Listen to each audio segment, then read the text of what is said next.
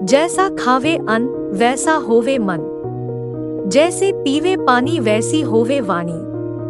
बासमती चावल बेचने वाले एक सेठ की स्टेशन मास्टर से साठगांठ हो गई। सेठ को आधी कीमत पर बासमती चावल मिलने लगा।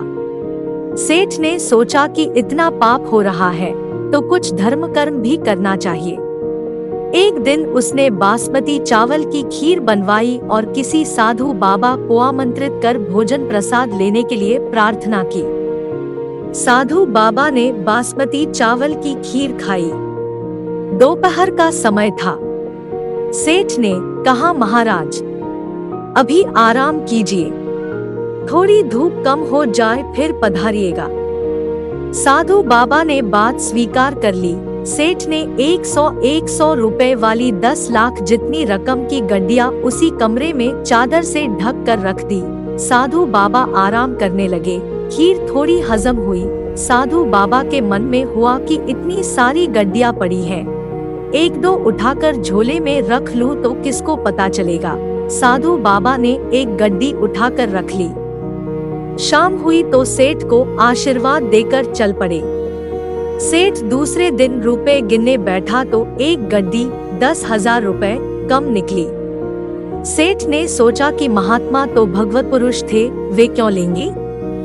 नौकरों की धुलाई पिटाई चालू हो गई। ऐसा करते करते दोपहर हो गई। इतने में साधु बाबा आ पहुँचे।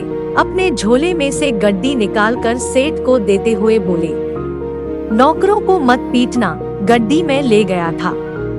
सेठ ने कहा, महाराज आप क्यों लेंगे। जब यहाँ नौकरों से पूछताछ शुरू हुई तब कोई भय के मारे आपको दे गया होगा और आप नौकर को बचाने के उद्देश्य से ही वापस करने आए हैं, क्योंकि साधु तो दयालु होते हैं। साधु ने कहा, सेठ यह दयालुता नहीं है, मैं सचमुच में तुम्हारी गड्डी चुरा कर ले गया था। तुम सच बताओ कि तुम कल खीर किसकी और किस लिए बनाई थी। सेठ ने सारी बात बता दी कि स्टेशन मास्टर से चोरी के चावल खरीदता हूँ, उसी चावल की खीर थी। साधु ने कहा, चोरी के चावल की खीर थी, इसलिए उसने मेरे मन में भी चोरी का भाव उत्पन्न कर दिया। सुबह जब पेट खाली हुआ, तेरी खीर का सफाया हो गया, तब मेरी बुद्धि शुद्ध हुई कि हे राम, यह क्या हो गया।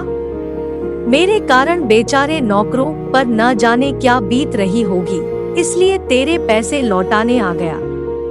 हमें महाभारत के उस प्रसंग को कभी नहीं भूलना चाहिए। जब भीष्म पितामह शरशय्या पर थे तब वह उपदेश दे रहे थे।